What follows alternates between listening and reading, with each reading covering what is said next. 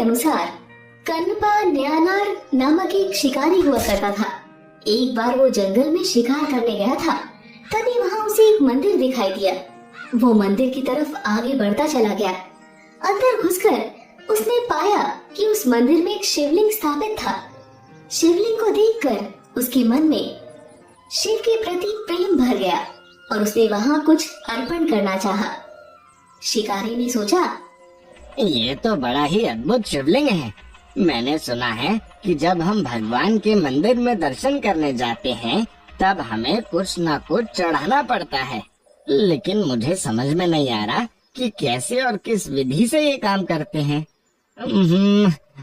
मेरे पास अभी शिकार किया हुआ ताजा मांस पड़ा है।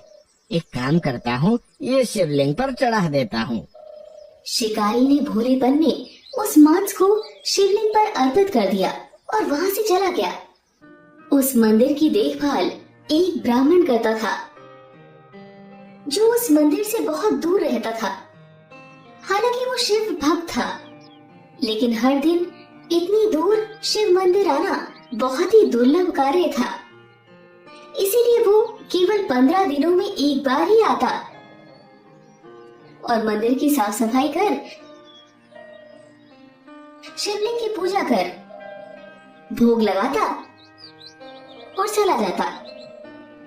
अगले दिन जब ब्राह्मण वहां पहुंचा तो शिवलिंग के ऊपर मांस पड़ा देख वो भौचक्का रह गया। उसने तुरंत मांस को हटाया और माफी मांगने लगा। हे भोले शंकर, ये क्या? शिवलिंग पे मांस? जरूर किसी जानवर का काम होगा। मुझे माफ कर दीजिए भगवान, आगे से ऐसा नहीं होगा। ब्राह्मण ने मंदिर की सफाई करके पूजा पाठ किया और वापस घर लौट गया। अगले दिन वो शिकारी वापस मांस अर्पण करने के लिए आया। ऐसे ही वो हर रोज मंदिर आता है और घंटों बैठकर शिवलिंग के सामने अपने दिल की बात कहता। एक दिन जब वो मंदिर पहुंचा तो उसने शिवलिंग पर थोड़ा धूल देखा। उसने सोचा, ये शिवलिंग कितना गंदा हो रहा है, क्यों ना मैं इसकी सफाई कर दूं?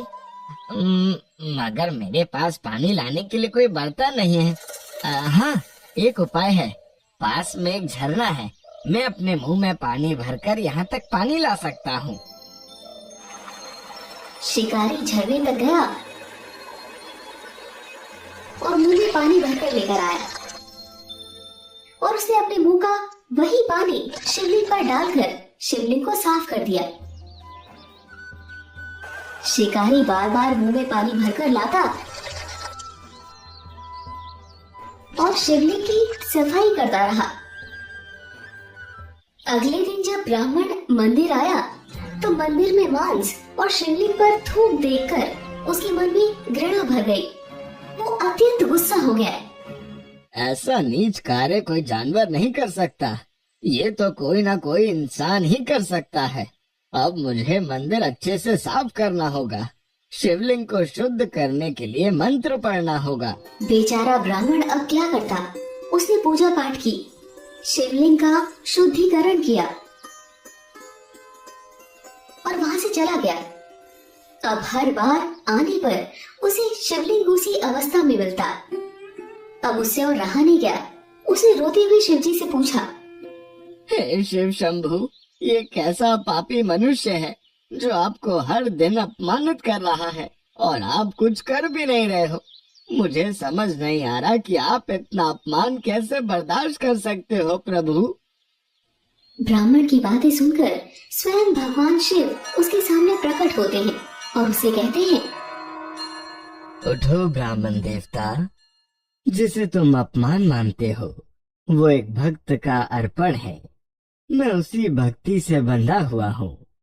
वो भक्त जो कुछ भी प्रेम पूर्वक अर्पित करता है मैं उसे स्वीकार कर लेता हूँ।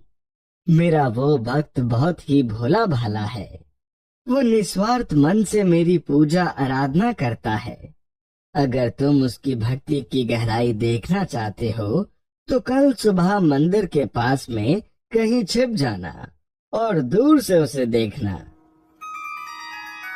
ऐसा कहकर भगवान शिव वहां से अंतर ध्यान हो जाते हैं। अगले दिन ब्राह्मण मंदिर के पास झाड़ियों में छिपकर उस भक्त का इंतजार करने लगता है। तभी वो देखता है कि वहाँ एक शिकारी अपने हाथ में मांस का एक टुकड़ा और मुंह में पानी भर के मंदिर के अंदर जाता है।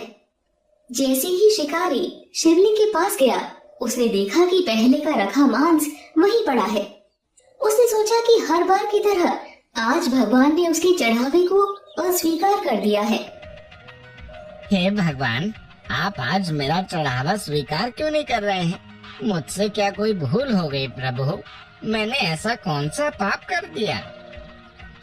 तभी उसकी नजर शिवलिंग की दाहिने आंख पर पड़ी। उसमें चोट के निशान थे। अरे ये क्या? शिवलिंग की दाहिनी आंख में तो चोट लग गई है। आप चिंता ना करें प्रभु, मैं जड़ी बूटी पीस के लाता हूँ। आपकी आंख बिल्कुल ठीक हो जाएगी। झाड़ियों के पीछे छिपकर ब्राह्मण ये सब देख रहा था। शिकारी ने जड़ी बूटी पीसकर शिवलिंग की दाहिनी आंख में लगाई ताकि वो ठीक हो सके, लेकिन ऐसा करने से आंखों से रक्त और तेजी से निकलने लगा। ये देख शिकारी से रहा नहीं गया और उसने अपनी आंख देने का फैसला कर लिया। उसने एक चाकू निकाला और अपनी दाहिनी आंख निकालकर लिंग पर रख दी। ऐसा करने से रक्त टपकना बंद हो गया। शिकारी ने राहत की सांस ली, लेकिन कुछ ही मिनटों में शिवलिंग की दूसरी आंख से रक्त टपकना शुरू हो गया। हे भगवान, अब मैं क्या करूं? लगता है मुझे अपनी दूसरी आंख भी प्रभु को अर्पण करनी होगी। तभी ब्राह्मण ने कहा, हे भोलेनाथ, ये कैसा भक्त है जो आपको अपनी आंखें अर्पण कर रहा है? धन्य है ये भक्त, इसका उद्धार कीजिए प्रभु। दूसरी आंख तो मैं निकाल लूंगा, मगर उसे रखना कहाँ है ये मुझे कैसे पता चलेगा? क्योंकि मैं तो दोनों आंखों से अंधा हो जाऊंगा। मुझे तो कुछ दिखाई ही नहीं देगा। कुछ देर सोचने के बाद शिकारी को एक विचार आया। एक काम करता हूँ, जहाँ पर आंख लगानी है वहाँ पर पैर टिका देता हूँ, ताकि मुझे पता रहे कि दूसरी आंख कहाँ लगानी है। शिकारी ने शिवलिंग की दूसरी आंख की जगह अपना पैर टिका दिया। जैसे उसने अपनी बची हुई आंख निकालने के लिए चाकू आगे बढ़ाया, तभी वहाँ एक अलौकिक प्रकाश फैल गया और भगवान शिव प्रकट हो गए। भगवान को अपने सामने देख शिकारी से रहा नहीं गया और वो उनके चरणों में गिर पड़ा। ब्राह्मण भी मंदिर में भागते हुए आया और हाथ जोड़कर भोलेनाथ के चरणों में गिर पड़ा। ब्राह्मण, देखो, ये मेरा प्रिय भक्त है, कनप्पा नायनार। कनप्पा मतलब आंखें अर्पित करने वाला, नायनार मतलब शिव भक्त। आज से पूरी सृष्टि तुम्हें इसी नाम से पुकारेगी।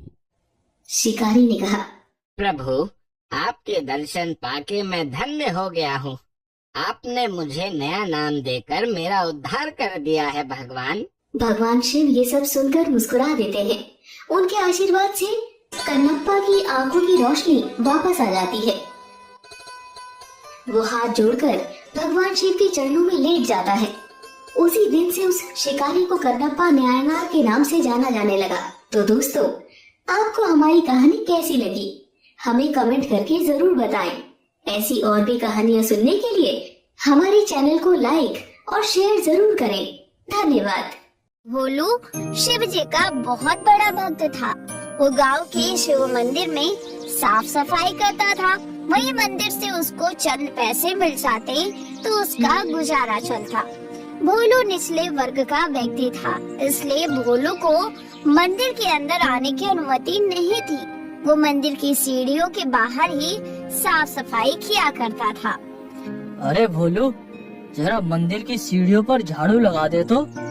देख कितनी गंदगी हो रही है। और ध्यान रहे तेरे पैर मंदिर की दहलीज के अंदर ना पड़े, वरना भगवान शिव हमसे नाराज हो जाएंगे। जी पंडित जी, समझ गया। पंडित जी के कहने पर भोलू मंदिर की सीढ़ियाँ साफ करने लगता है।